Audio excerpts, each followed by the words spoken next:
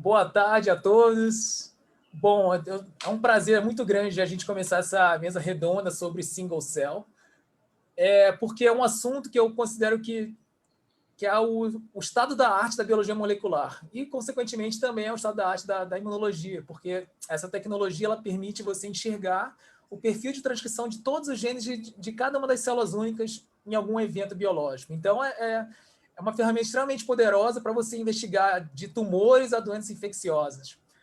E até ano retrasado, a gente quase não tinha gente trabalhando com isso, porque é uma tecnologia muito recente, né? E aí, ano passado, teve um evento que foi o Human Cell Atlas da América Latina, que foi organizado pelo consórcio Human Cell Atlas e também organizado pelo Lúcio Holanda, do ICB, a Patrícia Severino, do Hospital Albert Einstein, e o Wilson Júnior, da USP Ribeirão Preto, e eu, que sou docente da Faculdade de Ciências Farmacêuticas da USP. E o interessante foi, pessoal, que até ano passado praticamente não existiam máquinas que gerariam esses dados. E a partir desse ano começaram a surgir a possibilidade da gente gerar esses dados e começar a fazer as análises. Então, eu até agradeço a SBI por justamente apoiar essa atividade, que é o estado da arte da imunologia e da biologia molecular. E aí o motivo dessa mesa redonda foi porque existe agora uma possibilidade de uma verba da Chan Zuckerberg Initiative, que basicamente é o dinheiro do Facebook, que está financiando pesquisa na área de single cell. Já houve alguns editais passados, o edital, 2 editais atrás, não houve nenhuma proposta do Brasil. Ano passado, 60 propostas vieram do Brasil. E uma delas foi a vencedora, que é o pessoal que está aqui falando com vocês. Então, a Mariana, que é a pesquisadora e líder do grupo de bioinformática do INCA, o Pedro Vieira, que é um professor da Unicamp, que trabalha com imunologia de macrófagos em obesidade e diabetes, e o Marcelo Mori, que é o professor da Unicamp, que trabalha com senescência. Então, eles vão contar um pouquinho no final como é que eles ganharam essa verba, que eles fizeram para montar a proposta para ganhar a verba do edital passado. E a Mariana e o Pedro vão mostrar um pouco das aplicações disso na imunologia e no câncer. E o interessante, pessoal, é que existe um edital aberto para a Zuckerberg Initiative que busca por amostras pediátricas. Então, o objetivo dessa mesa redonda é apenas começar as discussões para que depois a gente discuta grupos interessados em fazer essas propostas. Então, eu, Lúcio, Holanda, Patrícia Severino e o Wilson Júnior, ano passado, a gente organizou vários workshops para ajudar as pessoas a formar esses grupos e agora já existem muitos novos proponentes. Então, agora eu vou passar a bola para o nosso amigo Pedro, que vai falar um pouquinho sobre a imunologia ao nível de single cell. Pedro? Então, obrigado aí pelo convite. Vou compartilhar aqui a tela para falar um pouquinho, então, né, sobre qual a importância dessa tecnologia dentro da imunologia, dentro da área que eu trabalho, que é de imunometabolismo. E pensar, né, para quem quiser aplicar, procurar novos grants, pensar num projeto que é a nova fronteira do conhecimento dentro da biologia, eu diria assim. E eu não vejo nenhuma outra área em que single cell está tão prominente, está sendo tão usada como, por exemplo, na imunologia. Talvez o câncer logo depois, mas seriam as duas grandes áreas, digamos assim, de single cell. É uma tecnologia relativamente bem recente. Então, se a gente vê aqui uma tecnologia que tem pouco mais de 10 anos, onde as primeiras trabalhos com análise de transcriptoma de single cell começaram com pouquíssimas células. Em pouco tempo, nós hoje conseguimos analisar o transcriptoma de células únicas num número absurdo de células. E qual a vantagem, né? Então, quando a gente fazia as bulk análises, por exemplo, a gente pegava aquela população, por exemplo, de macrófago total e fazia o transcriptoma desses macrófagos. E a gente não levava em consideração a heterogeneidade dessa população. Com essa abordagem de single cell, a gente consegue agora ver individualmente essa heterogeneidade. E, com isso, o padrão de expressão em cada uma dessas células que é distinto dentro mesmo tecido ou dentro de diferentes tecidos. E com isso a gente consegue agrupar essas células em diferentes subpopulações. Então, é uma técnica muito importante para, por exemplo, identificar assinaturas de células já conhecidas, já descritas. Então, a gente pega, por exemplo, um baço de um camundongo, pela análise de single cell sequencing, nós conseguimos determinar aquelas populações imunes, aquelas células imunes que estão dentro do tecido. E dentro dessas populações é possível observar qual é o padrão de resposta, qual é uma possível função dessas populações. Mas essa técnica ela é muito importante, por exemplo, também para que consigamos identificar novas populações. Então, esse aqui é um exemplo de uma análise de single cell da tonsila humana, onde eles focaram em células que eram CD127 positivas, que são praticamente innate lymphoid cells. E aqui, né, nessa análise single cell, vocês veem aqui as 4 populações de innate lymphoid cells que a gente está acostumado, ILC1, ILC2, ILC3 e NK.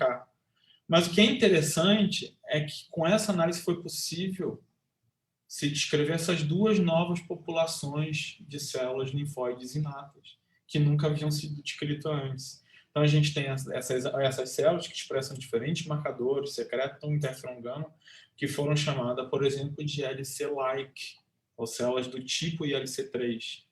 E o que é interessante nessas células é que camundongos e germ-free parece que tem um acúmulo dessas populações de IL6, por exemplo. Então, mostrando aí a importância um pouco dessa técnica.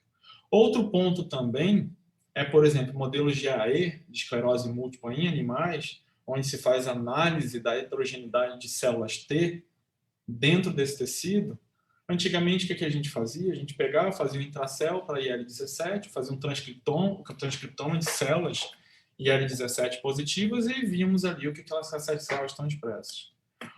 Com a análise de single cell, é possível observar que dentro, por exemplo, da população de células TH17, existem diferentes subpopulações que têm patogenicidade diferenciada. Ou seja, elas podem atuar de acordo com a severidade da doença, essas populações podem mudar, e elas têm alguns marcadores, por exemplo, associados a essa maior patogenicidade. Também é uma técnica que pode ser usada, por exemplo, para determinar o repertório de receptores de células B, de células T. Então, você consegue fazer o single cell sequence de células T e determinar, fazer a reconstrução do repertório de células T. E, com isso, determinar quais os subtipos de célula T estão presentes naqueles repertórios, em quais subtipos, TH1, TH17, enfim. Mas também qual é a distribuição desses clones. Então, isso nós vivendo nessa fase de Covid, onde a resposta de célula T de memória é importante, essa é uma técnica que pode ser bem interessante em termos de resposta, por exemplo, a diferentes vacinas. E no contexto de doenças, em que nós podemos ter aqui, de repente, novas populações celulares que podem aparecer em circunstâncias patológicas. E o que é essa população? Ela é uma célula que foi ativada, ela é uma nova célula infiltrante, é uma célula que está numa fase de transição. Então, essa tecnologia permite identificar essas coisas de uma forma muito mais profunda. E, como exemplo, tem aqui um trabalho que a gente publicou recentemente, o Helder ajudou com essa análise de single cell, que a gente pegou aqui, fez uma análise de single cell de células do lavado broncoalveolar de pessoas com Covid-19, e foi observado aqui um acúmulo, né? A maior parte dessas células eram CD14 positivas, ou seja, eram macrófagos, monócitos. E elas tinham as vias de interferon, mas também a via glicolítica altamente enriquecida. Isso aqui serviu de racional para todo o trabalho que a gente fez posteriormente, para chegar no mecanismo em que o próprio single cell já indicava que poderia estar acontecendo, que é a relação de HIF-1-alfa com o metabolismo glicolítico e uma disfunção mitocondrial. Então, isso aí são apenas alguns exemplos, né? Então, mostrando que a gente já conseguiu aplicar um pouco disso, mas eu vou agora focar no que meu laboratório faz no que a gente foca e no que foi mais ou menos a nossa proposta, que o Marcelo vai contar um pouquinho para vocês depois, que é justamente entender essa heterogeneidade em relação aos diferentes tecidos adiposos. Então, a gente vê aqui que o nosso corpo possui diferentes tecidos adiposos, diferentes depósitos de tecido adiposo, e eles têm funções diferentes. Então, o acúmulo, por exemplo, de tecido adiposo subcutâneo está relacionado a uma melhor sensibilidade à insulina. enquanto que o acúmulo de tecido adiposo visceral está relacionado a uma pior sensibilidade à insulina, uma inflamação sistêmica de baixo grau. Então, só isso já diz para a gente que as populações celulares ali, provavelmente, elas devem ter alguma alteração, elas devem ser distintas. E, além disso, diferentes depósitos de tecido adiposo, ou seja, subcutâneo, marrom, visceral, e no visceral nós temos diferentes fragmentos, diferentes regiões que esse tecido estão localizados, eles secretam diferentes fatores que a gente chama de adipocinas. E aí fica lógico, né? Se cada tecido adiposo tem um microambiente diferenciado, é meio que óbvio que provavelmente esse microambiente vai alterar a função das células que estão ali presentes. Consequentemente, os macrófagos, por exemplo. Então, o macrófago ele é a principal célula presente no tecido adiposo magro e conforme o tecido adiposo se expande na obesidade, ele se acumula nesses tecidos. Eles se acumulam preferencialmente no que foi descrito inicialmente nessas estruturas em formas de coroa, ou crown-like structures, tá bom? E o que eu quero mostrar para vocês aqui é o porquê ver macrófago no contexto de obesidade, certo? Então, se a gente pega o número de macrófagos por grama de tecido adiposo, a gente tem aqui essa quantidade de macrófagos numa pessoa animal magro e de adipócitos, e numa pessoa obesa, conforme o adipócito se expande, o número de adipócitos por grama de tecido diminui, certo? Devido à hipertrofia desse adipócito. Então, a gente tem aí um número um pouco semelhante. Mas o que acontece no contexto da obesidade? Então, a gente tem aqui o número de macrófagos e o número de adipócitos no indivíduo magro. O número de macrófagos é inferior, o de adipócitos, mas no indivíduo obeso, nós temos um acúmulo de macrófagos, certo? O número de macrófagos aumenta. Mas, conforme o adipócito aumenta em tamanho, o número de adipócitos por grama de tecido diminui. E o que é muito interessante é que no tecido adiposo de uma pessoa obesa, nós temos mais macrófagos por grama de tecido do que adipócitos. Então, isso aqui já indica para a gente, pô, o macrófago deve ser uma célula super importante nesse contexto, né? E o microambiente, ele influencia como esse macrófago vai funcionar. Então, aqui eu estou só mostrando um dado de uma adipocina secretada pelo tecido adiposo, que é o RBP4, e que um animal que tem um aumento nessa proteína, ele fica resistente à insulina, e ele tem alteração no perfil de macrófago, com acúmulo de macrófago que a gente chama de CD11C, ou inflamatório, e diminuição nesse macrófago 206. E no tecido, isso aqui no tecido adiposo visceral, perigonadal. No subcutâneo você já não observa esse fenômeno, indicando que é tecido adiposo específico, certo? E o que é bem interessante, quando você vê o perfil de genes transcritos entre um animal white type e um animal que superexpressa essa proteína, eles são diferentes. Mesmo pegando a população 11C positiva ou 206 positiva, os macrófagos inflamatórios, eles são inflamatórios em ambos os camundongos, mas o animal que superexpressa essa proteína RBP4, macrófago que seria o anti-inflamatório, macrófago residente, que seria o 206, ele também expressa marcadores inflamatórios. Só que isso aqui, gente, praticamente a gente tem o quê? 4 marcadores, certo? Como é que isso mostra que, dependendo do contexto fisiológico, esses macrófagos vão responder de forma diferente, mas a gente não consegue ainda entender como que isso se dá a nível de diferentes subpopulações de macrófago. A gente está praticamente botando todo mundo junto. Quando a gente usa citometria para caracterizar melhor macrófagos de tecido adiposo, a gente observa aqui, usando um número maior de marcadores, que você possui diferentes tipos de macrófagos, não só aquele M1 e M2, mas você possui macrófagos associados a vasos endoteliais, macrófagos associados àquela crown-like structures, e por aí vai. Mas ainda assim a gente não consegue determinar que macrófago é esse, quais são os subtipos. Então você vê aqui mostrado em rosa um macrófago, por exemplo, que é um macrófago no tecido adiposo associado ao endotélio. E aqui você vê um rosa claro, que são macrófagos associados à crown-like structure. Então, isso é para mostrar que existem diferentes subpopulações de macrófagos. Ambos macrófagos podem expressar, por exemplo, 206, CD206, mas tem funções distintas. Então, a ideia é que o pool de macrófagos, por exemplo, no tecido adiposo deve ser muito diferente. E a gente ainda tem uma visão, a gente não tem uma visão global ainda de como essas subpopulações se comportam, tanto no obeso magro, quando uma pessoa magra, quanto numa pessoa obesa. E isso é verdade também para o metabolismo. Então, se a gente analisa o metaboloma, só olhando para essas duas populações, a gente vê que o metabolismo é diferente. Então, tem várias coisas que indicam que tem vários tipos de macrófagos e que esses macrófagos respondem de forma diferenciada.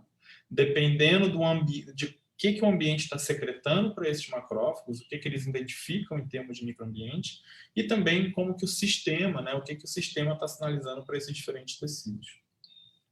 Com isso, nós temos uma constelação de células e a melhor tecnologia hoje para a gente conseguir identificar quais são essas subpopulações de células é justamente o sequenciamento usando a técnica de single cell sequencing, para tentar justamente determinar quais são esses subtipos e a sua importância em determinados contextos fisiológicos e patológicos. Então, aqui é só para mostrando que a gente tem... isso ficou muito enraizado, esse vício em macrófagos M1 e M2. Então, isso aqui é uma análise de single cell de macrófagos de tecido adiposo. Mas é uma análise que foi feita com leucócitos totais, com células estromáticas totais. E caiu sempre naquilo que a gente sempre observa, macrófagos M1 e M2, e essa população aqui, por exemplo, de macrófagos CD9 positivo e Ly6C positivo não avançou muito disso. Outro trabalho mostrou um pouquinho mais, você tem aqui, parece que o macrófago residente tem um perfil diferenciado dos macrófagos M2, mas também eles não conseguiram fazer uma análise muito profunda para tentar ver se dentro desses subtipos você tem ainda outras variações. Eu já mostrei para vocês, né, que a gente tem, por exemplo, os macrófagos associados a crown-like structures, que são diferentes dos macrófagos associados aos vasos, ao endotélio, por exemplo, dos vasos. Então, não conseguiu chegar a essa informação.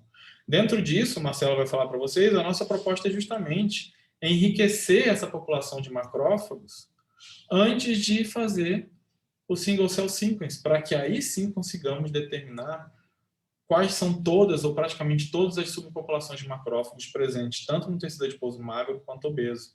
E se isso varia comparando um tecido adiposo com outro tecido adiposo, por exemplo, subcutâneo com visceral. Tá bom?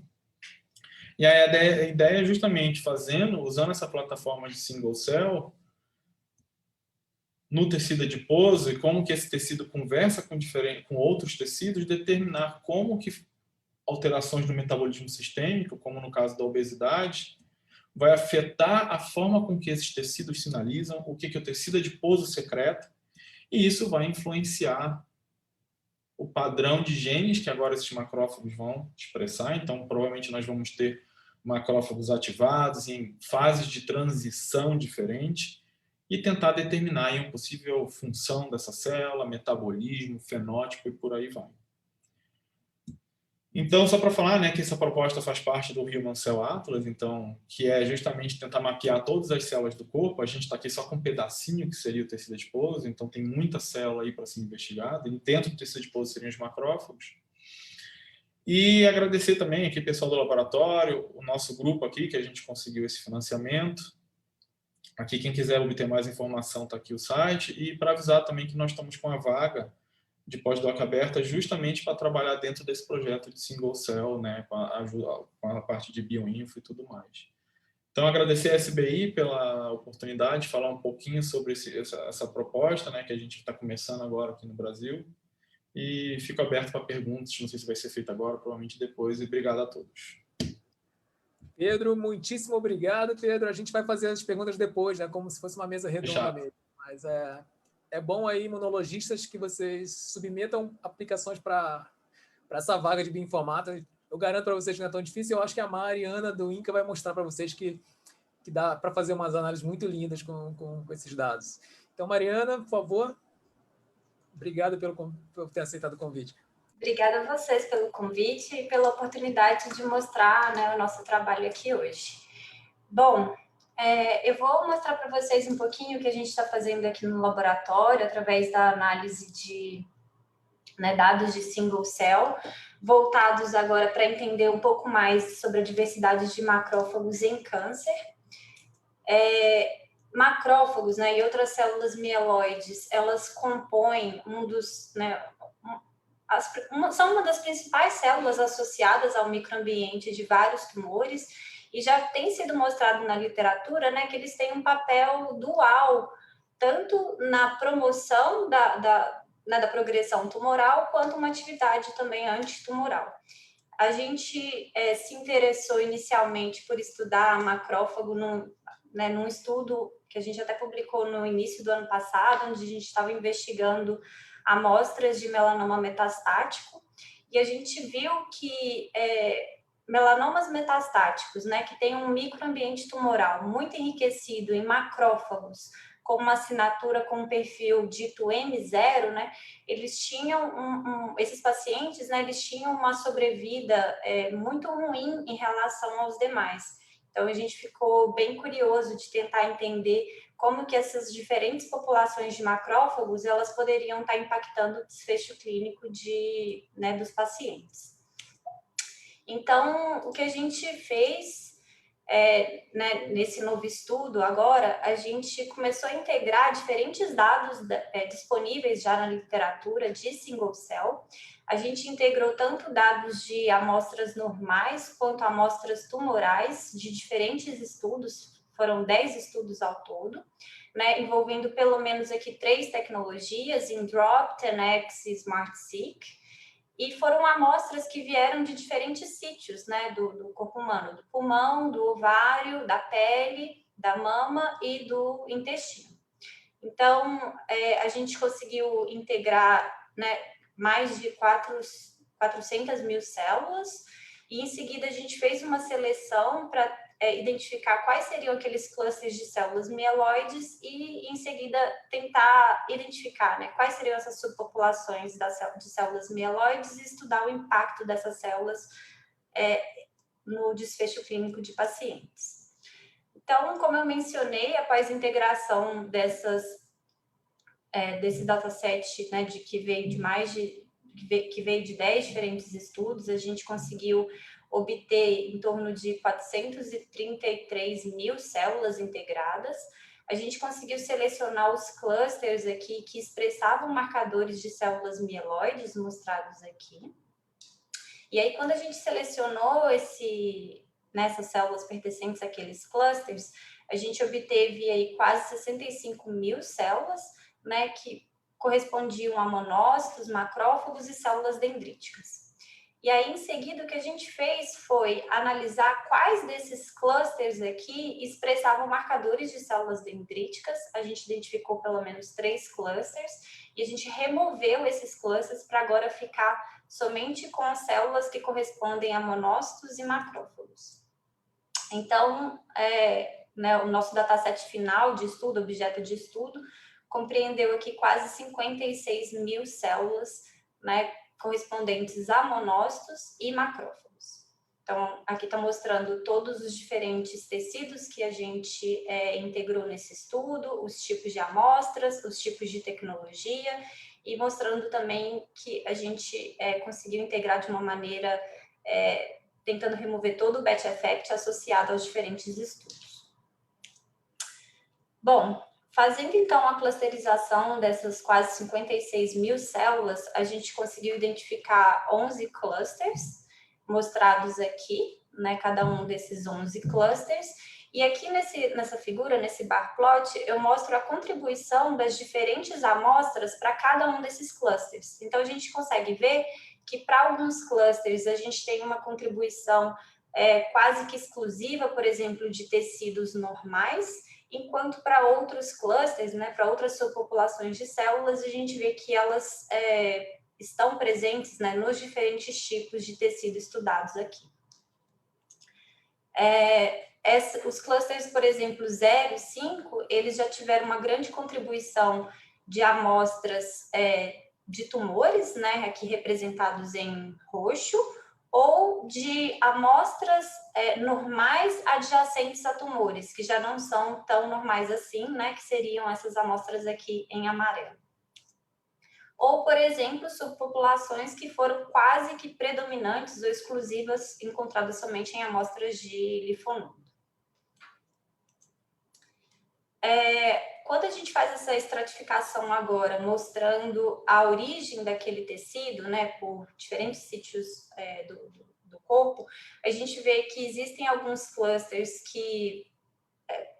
algumas subpopulações, né, que foram majoritariamente identificadas em alguns sítios, como é o caso do cluster 1 e 8, que vieram de células de pulmão normal aqui em lilás claro, mas na grande maioria, né, quase todas as outras subpopulações que a gente identificou, elas foram também identificadas nos diferentes tecidos e nos diferentes sítios analisados.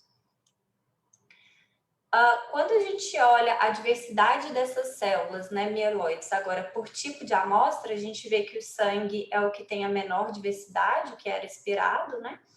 E enquanto que as amostras ditas saudáveis, ou adjacentes, ou tumorais, elas têm uma diversidade muito maior. E interessante notar aqui que as amostras adjacentes aos tumores, elas já têm um perfil, né, de células mieloides bem parecido com o que é encontrado no microambiente tumoral. Quando a gente olha agora a diversidade encontrada, né, por sítio específico, a gente consegue perceber que dentre as amostras normais, o pulmão e o intestino foram os que tiveram maior diversidade de subpopulações de células mieloides, enquanto que as amostras tumorais, né, todas elas foram extremamente diversas, mas cada um com um perfil de subpopulação bastante distinto, né, o que mostra né, que cada uma dessas populações pode ter um impacto diferente nesses subtipos de tumores. Bom, a gente começou então a caracterizar cada uma dessas subpopulações que a gente encontrou. A gente identificou genes diferencialmente expressos em cada um desses clusters, dessas subpopulações. E foi interessante que alguns dos marcadores, né, para esses clusters são genes que já são descritos na literatura, como o gene marco, por exemplo, SPP1, LAMP3, então já são alguns marcadores conhecidos, outros não, outros nunca descritos até então. E aí, usando esses marcadores, assim como outros marcadores descritos na literatura, a gente começou a caracterizar cada uma dessas subpopulações. Então, aqui, por exemplo, a gente conseguiu identificar duas subpopulações de monócitos, né? Uma população aqui em vermelho, que ela é positiva para CD14, então seriam os monócitos clássicos, que expressam, né, esses vários marcadores que a gente colocou aqui. E uma outra população dita não clássica de monócitos, que expressa CD16, que está em amarelo aqui. Essas duas populações de monócitos, elas foram majoritariamente encontradas nas amostras sanguíneas, como esperado, mas também foram encontradas, né, em tecido normal e também nas amostras tumorais. Em relação aos macrófagos, né, a população que a gente identificou que tem maior contribuição de amostras tumorais foi essa população aqui no cluster 5, mostrada aqui em lilás. Essa é uma população que expressa bastante ISG15 e vários outros genes associados a uma assinatura mais canônica, né, do perfil pró-inflamatório, M1. E é interessante notar que a gente viu que nas amostras de melanoma existe uma grande contribuição, né, dessa subpopulação com esse perfil mais pró-inflamatório, sendo o melanoma um tumor extremamente imunogênico, né, dado a alta carga de mutação que existe nesses tumores.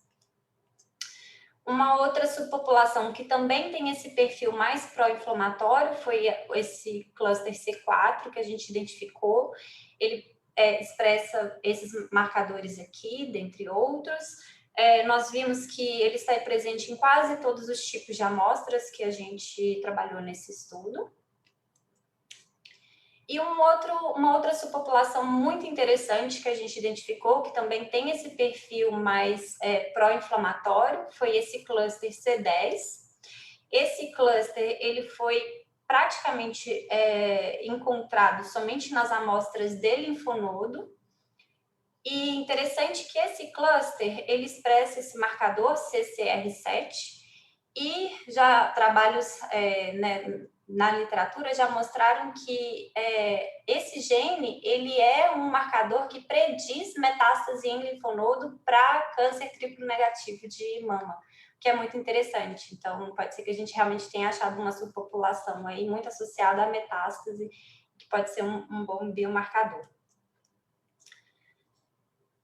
Em relação às subpopulações com um perfil mais anti-inflamatório, nós identificamos pelo menos 4 subpopulações, C1 e C8, aqui em cima, e a C6 e a C7. Essas duas aqui de cima, né, a C1 e a C8, elas expressam bastante esse gene FABP4 e elas foram mais encontradas em amostras saudáveis, tá? C1 e C8, isso, aqui e aqui. Enquanto que essas outras duas populações, né, a C6 e a C7, elas expressam mais outros genes como o FOLR2 e o TREM2, por exemplo, e elas estão mais associadas ou a amostras tumorais ou a amostras adjacentes a tumores. Interessante notar que essa população C7, né, que expressa bastante aqui TREM2, por exemplo, e marco, ela foi uma população que foi bastante encontrada em tumores de mama. Bom, e por último, nós identificamos também 2 subpopulações, aqui a C0 e a C3, que elas expressam, né, tanto marcadores associados a esse perfil M1, quanto marcadores associados ao perfil M2. Essa população C0, ela foi mais encontrada em amostras de tumores ou adjacente a tumores, enquanto desculpa, cluster, né? Essa subpopulação C3, ela foi encontrada nos diferentes tipos de amostras que a gente analisou. E esse resultado mostra, por exemplo, né, que confirma um pouco da nossa hipótese, né, que existem várias subpopulações aí que precisam ser melhor caracterizadas e que essa classificação tradicional em M1 ou M2, ela não é boa o bastante, né? Ela é simples, talvez, para descrever essa infinidade, essa diversidade de subpopulações que existem, né, quando a gente está falando sobre macrófagos. A gente fez uma análise também de pseudotime para tentar entender um pouco sobre a ontogenia dessas subpopulações. Então, a gente consegue identificar quais são, dentre aquelas subpopulações, as que são recrutadas, por exemplo, para o microambiente tumoral e derivadas de monócitos e assim por diante. Mas o que eu queria mesmo mostrar aqui hoje, né, é que essa ferramenta, né, de análise de single cell, ela é uma ferramenta extremamente importante para a gente estudar a diversidade celular, seja de células imunes ou células tumorais ou do seu tecido de interesse, né? E que com essa ferramenta a gente consegue identificar diferenças no perfil de expressão dessas células e como que isso pode estar associado, por exemplo, ao desenvolvimento e a progressão de doenças. E estudar também essa diversidade, essa plasticidade dessas células, ela pode ser uma importante ferramenta para a gente até desenvolver novas intervenções e novas terapias. Então, é uma área que é extremamente importante, como, né, o Helder mencionou, está muito na fronteira do conhecimento atualmente. Bom, eu queria agradecer aos meus alunos do meu grupo, que são quem efetivamente colocam a mão na massa, né? Meus 2 colaboradores, o Marcelo e o Pedro, que têm me ajudado bastante aí nessas análises, nessa visão crítica aí do projeto, dos resultados que a gente está desenvolvendo, e as agências financiadoras pelo suporte. Reforçar mais uma vez que a gente está com essa vaga aberta, né, para um pós-doc, para trabalhar nesse projeto. Então, quem tiver interesse, por favor, entre em contato com a gente. E é isso. Obrigada. Mariana, muito boa palestra. Pessoal, eu acho que vocês conseguiram ver o potencial dessa tecnologia de single cell, né? Não só para tumores, para estudar microambientes tumorais, como a Mariana mostrou, mas também para a imunologia, o próprio tecido adiposo. Então, não é à toa que a Chan Zuckerberg Initiative está criando esses editais específicos para financiar projetos em single cell. E tem esse edital aberto, que é para amostras pediátricas, que eu chamei justamente os vencedores do edital passado, da América Latina, para poder falar aqui e dar dicas de como escrever uma proposta competitiva. Afinal de contas, foram centenas de propostas e a única que saiu do Brasil e da América do Sul foram da Mariana, do Pedro e do Mori. Então, o Mori vai falar um pouquinho de como é que eles fizeram essa proposta, que talvez ajude a quem estiver pensando em propor para esse edital, ilumine um pouco essas ideias. E quem quiser conversar mais sobre a proposta, podem mandar e-mail para mim ou para o Lúcio Holanda, Patrícia Severino e o Wilson Júnior, que a gente pode ajudar com algum tipo de dicas de imunologia, de bioinformática, por exemplo, tá bom? Eu imagino que a Mariana também deve estar aberta a ajudar propostas, né? Bom, Mori... Com certeza. Mori?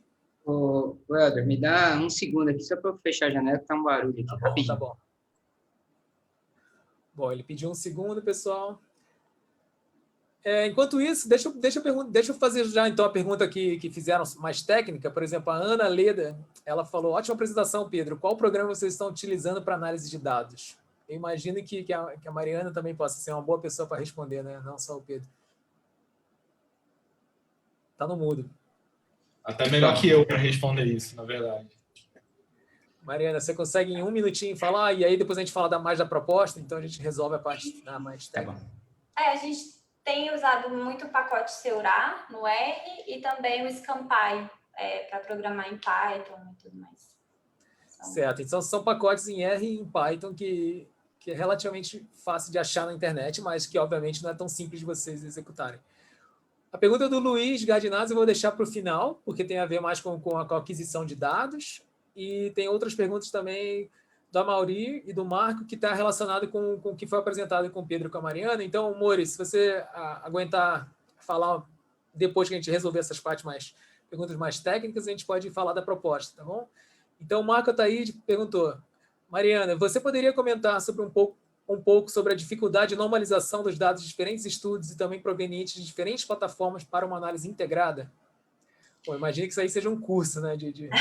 Não, acho que para em detalhes não dá, mas de fato essa é uma grande preocupação. A gente, na verdade, apanhou muito para conseguir desenvolver essa integração. Durou bastante tempo até a gente conseguir ter um pipeline que a gente conseguisse corrigir, né, para batch effect e tudo mais. Mas, assim, uma dica que eu dou é que existem tecnologias que são integráveis e outras nem tanto. Então, não são todas as tecnologias que dá para integrar.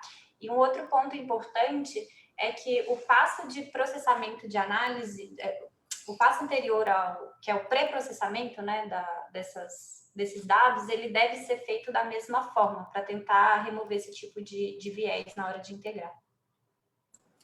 Muito bom. O Amaury Justo perguntou, que eu acho que talvez o Pedro possa até contribuir, mas está relacionado a tumor também. Mas, pelos dados de single cell, além dos marcadores clássicos de M1 e M2, há algum outro novo marcador de macrófagos que poderia ser associado à resposta pró- ou antitumoral? Não, tem sim, mas você vai ter que aguardar o nosso estudo final para eu te contar quais são. Está patenteando, né, Mari? Bom, e o Igor Moraes perguntou, obrigado pela apresentação, Mariana, você comentou no início da sua fala que a presença de uma população de macrófagos considerada M0 estaria mais associado a um pior diagnóstico de pacientes com câncer. Qual seria a correlação da presença desse perfil de macrófagos com esse pior diagnóstico? Essa correlação já é conhecida ou estabelecida? Nós somos o primeiro grupo que mostrou isso em melanoma metastático, mas existe um outro grupo que conseguiu mostrar também tumores de mama. Essa assinatura que a gente usou, que é esse perfil M0, foi uma assinatura que ela foi determinada em estudos in vitro. Então, eu acho que é importante mencionar que a gente precisa caracterizar isso melhor em vivo, né, em vivo. Mas a gente acredita, né, que seja talvez ali células MDSC, né, as supressoras mieloides, alguma coisa assim. Então, a gente precisa caracterizar melhor. Esse estudo que a gente publicou, ele não foi feito com... Essas assinaturas, elas foram feitas com deconvolução. Então, a gente vai investigar melhor essas assinaturas agora com os dados de single cell. Legal. Então, lembrando que eu vou deixar a pergunta do Luiz Gardinazzi para o final. Mori, se você puder agora, então, nos iluminar sobre as dicas de uma boa proposta para CZI. Bom, Helder, obrigado SBI também pela oportunidade. Bom, a minha parte aqui é mais fácil, né? Contar a história. O Pedro e a Mari fizeram um trabalho pesado, mostraram os dados. Agora, cabe a mim falar um pouquinho do que a gente fez, né, para chegar até aqui. E já logo de cara eu vou dizer que, sem nenhum juízo de valor, a gente não fez melhor ou pior do que ninguém. A gente fez o que a gente fez e a gente conseguiu o grant por algum motivo que o pessoal que decidiu achou que a gente deveria ganhar. Mas, enfim, fiquem à vontade para emular ou não as nossas iniciativas. Bom, eu acho que o primeiro passo de tudo foi a oportunidade que o Helder, Patrícia, o HCA, América Latina, né, possibilitou quando eles, o Lúcio, né, quando eles organizaram aquele evento em 2019, foi, Helder? Né? Foi, 2019. Eu acho que esse foi o pontapé inicial e assim, que mobilizou a comunidade brasileira, acordou a comunidade brasileira e permitiu a gente sonhar, né, a entrar na fronteira do conhecimento aí, porque naquele momento a gente estava muito atrasado. Talvez agora as iniciativas já estejam em andamento, mas naquele momento, enquanto você ia para um congresso internacional e via só trabalho de single cell, a gente ainda nem sabia do que se tratava direito aqui. Então, essa iniciativa que está acontecendo agora novamente foi fundamental para a gente conseguir pensar numa proposta, se juntar, propor algo competitivo. Bom, e aí, quando a gente se reuniu né, nesse grupo, eu acho que uma das coisas, eu e o Pedro estamos mais próximos, né? Somos colegas de instituto, e eu e a Mari nos conhecemos também por outras colaborações, mas eu acho que o que foi muito importante nesse processo foi a gente pensar estrategicamente com base no edital. A gente não foi assim, olha, a gente tem uma ideia aqui bacana e a gente gostaria que o CZI né, apoiasse essa ideia. Não, a gente estudou o edital, viu a característica do edital e as nuances do edital e montou uma proposta que atendia o expertise de cada um de nós três de forma complementar para a gente conseguir colocar uma proposta bastante competitiva, né? E aí, quando eu digo estudar o edital, o CZI, ele tem a particularidade dele, né? Ele tem um objetivo que é diferente da FAPESP, diferente do CNPq, diferente de outras agências de fomento. Por exemplo, estava lá descrito que eles davam preferência para pesquisadores jovens, né? Então, claro, ser jovem ou ter pessoas jovens no grupo foi necessário, né?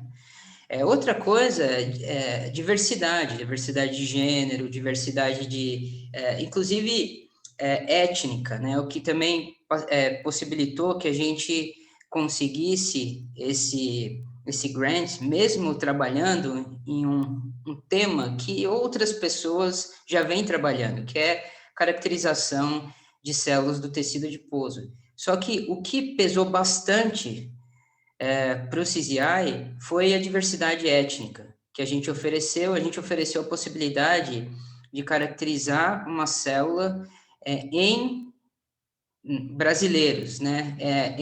Numa população diversa etnicamente, o que é muito difícil, porque a maior parte dos estudos de single cell são feitos no hemisfério norte, com um grupo étnico bastante definido, e eles querem expandir. Então, isso é uma coisa importante, principalmente nesse contexto do HCA, onde você tem que estudar pessoas saudáveis, diversidade étnica é um argumento fundamental. Então, vocês têm que pensar no projeto como um projeto que vai abordar uma população brasileira, certo? E isso, por si só, já é algo que se destaca.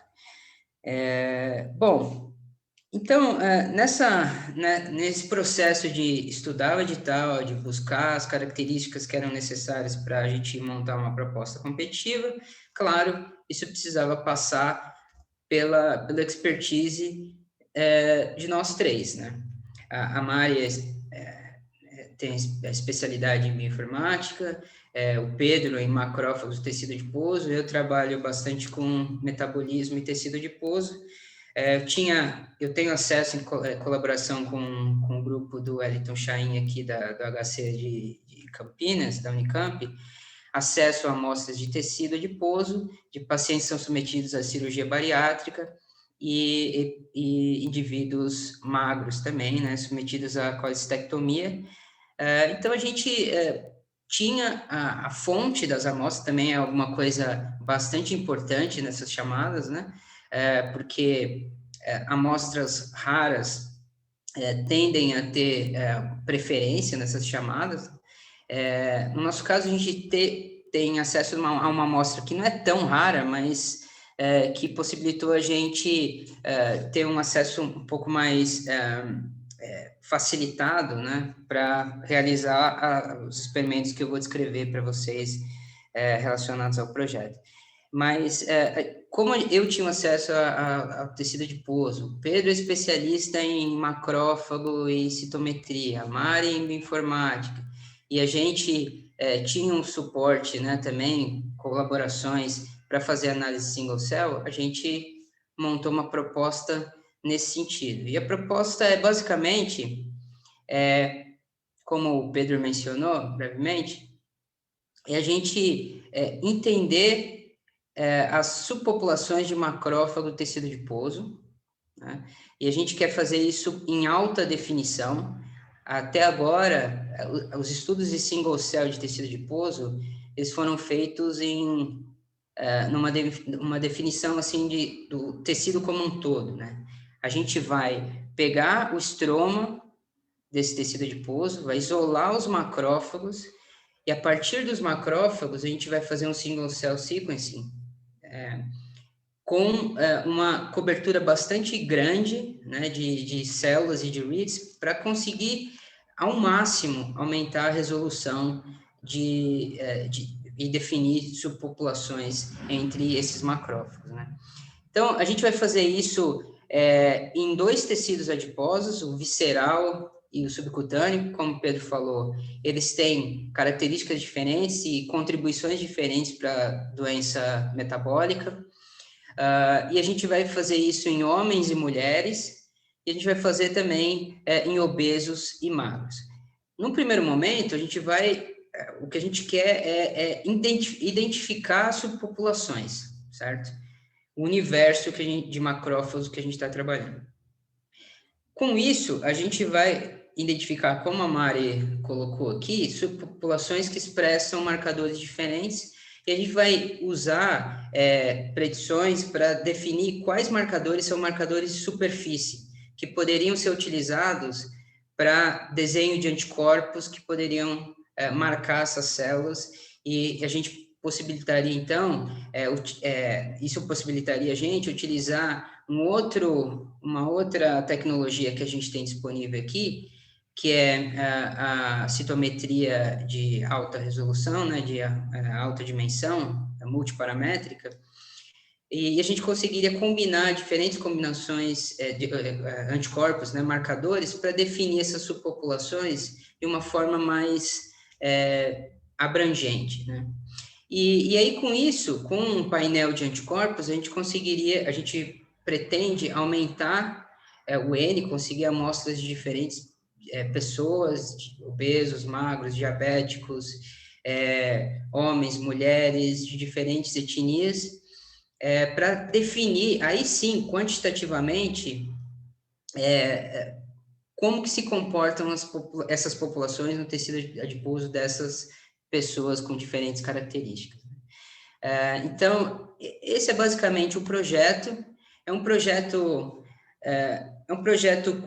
não tão ambicioso, né?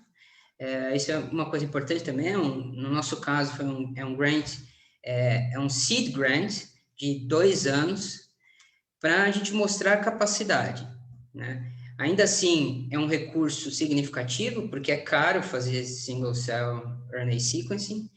É um recurso de $525 mil. Para a gente no Brasil é fantástico, né? Para o pessoal lá no hemisfério norte, para começar a brincadeira.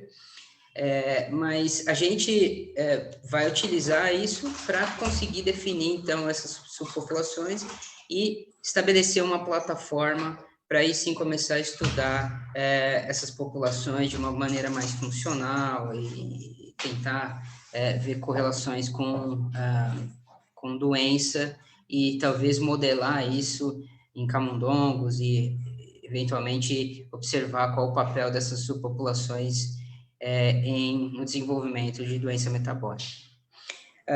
Bom, quanto tempo eu tenho? Já meio que acabou já, amor. Já? Tá, Se então você tá bom. tiver mais uma dica de ouro aí para falar, pode falar. Não, eu acho que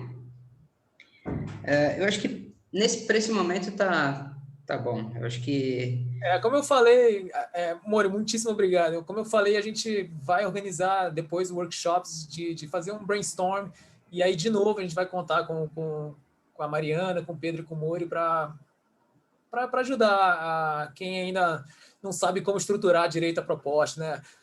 Como o Mori falou, de forma alguma, as propostas que não ganharam são ruins. Na verdade, eu pedi uma proposta também que não ganhei, mas eu imagino que tiveram muitas propostas boas. E esse edital também vão haver várias propostas saindo aqui do Brasil que vão ser excelentes. Umas coisas que eu sei que, por exemplo, eles dão preferência é justamente o que o Mori falou sobre explorar a diversidade, a etnicidade do brasileiro. Isso é uma coisa que não é fácil de um europeu, de um americano conseguir. Então, propostas que envolvam diferentes etnias é algo extremamente competitivo.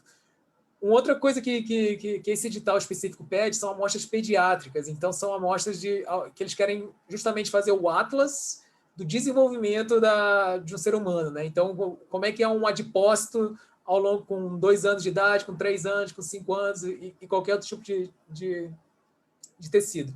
E é importante saber que amostras que são relativamente fáceis de conseguir, por exemplo, como o sangue periférico, a não ser que você tenha uma pergunta muito, muito boa, dificilmente eu acho que essa proposta vai ganhar, porque é justamente aquilo que todo mundo consegue pensar de primeira, em 5 minutos pensando, vai propor uma coisa, vou coletar sangue e vou ver. Então, eu acho que esse tipo de conversa que eu acho que a gente pode ter em encontros subsequentes para poder ir refinando e trocando umas figurinhas sobre isso. E aí, em relação à verba e depois o que fazer com ela, tem a pergunta do Luiz Gardinazzi, que perguntou assim: os equipamentos que adquirem os dados de single-cell transcriptomics estão disponíveis no Brasil? Onde? Ou é preciso fazer alguma preparação especial da amostra para enviar para o exterior? Algum de vocês quer falar? Eu posso falar. Bom, eu acho que, na verdade, com esse workshop, né, que aconteceu em 2019, se iniciou uma massa crítica e esses projetos, essas propostas também impulsionaram bastante projetos que talvez não tenham sido bem-sucedidos nessa chamada a buscar alternativas de financiamento e desenvolver projetos relacionados com single cell. E aí isso coincidiu também com o interesse da Tenex, e outras empresas, né, de implementar a tecnologia aqui no Brasil. Isso vem sendo feito paulatinamente, existem alguns equipamentos que estão disponíveis na USP, também em Ribeirão, né, a USP São Paulo, a USP Ribeirão. E agora a gente está montando um facility aqui na Unicamp, um facility que vai incorporar não só single-cell RNA sequencing, mas também microscopia e citometria, para a gente tentar integrar essas tecnologias para o estudo de amostras a nível de single cell, né?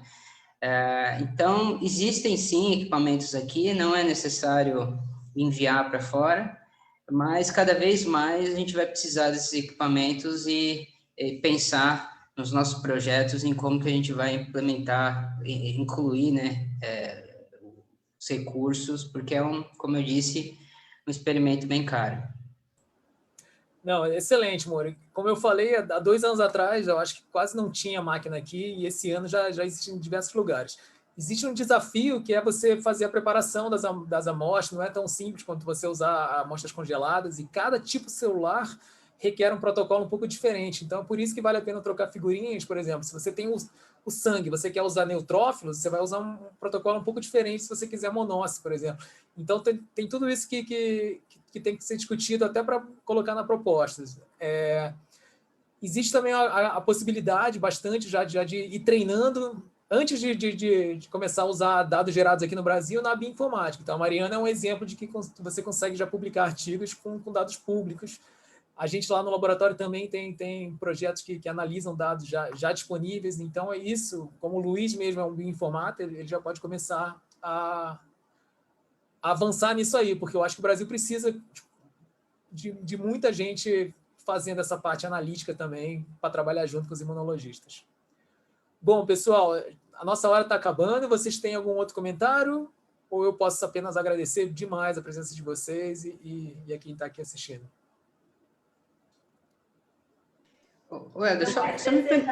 Desculpa, Mori. Não, só me permite comentar uma coisa que eu esqueci, claro, que eu acho que é importante. Eu acho que no CZI eles fomentam muito a formação de uma comunidade, de redes, né? Isso realmente é importante, não só no CZI, mas também no HCA. E eu acho que a gente aqui precisa, no Brasil, formar a nossa rede de single cell.